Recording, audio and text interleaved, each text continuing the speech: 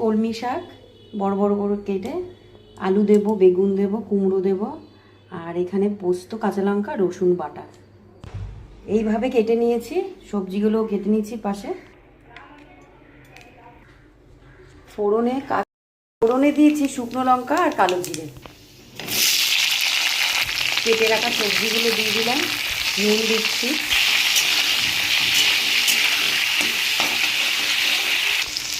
সবজিগুলো লাল লাল করে ভেজে নেব।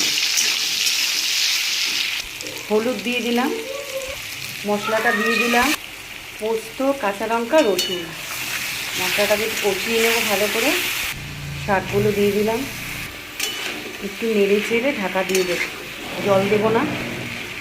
পরিমাণ মতন মিষ্টি দিয়ে দিলাম। গ্যাসটা একদম কমিয়ে দিয়েছি, 5 মিনিটের জন্য ঢাকা দিয়ে দিচ্ছি।